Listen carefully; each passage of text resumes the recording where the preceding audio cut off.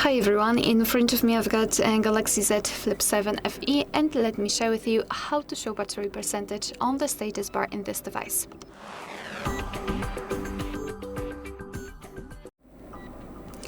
So let's begin with opening the settings, and here we have to scroll a little bit to find the notifications. Let's tap. Then we have to tap on the status bar. And as you can see here, we've got the option show battery percentage. In my case, it is of course turned on, but however, if you've got it turned off, all you have to do is to tap on the switcher, and from now on, your device will display the percentage inside the battery icon, and this is the only way to show the percentage. We cannot show it, for example, next to it. Alright, so that will be all. Thank you so much for watching. Please hit the subscribe button and leave the thumbs up.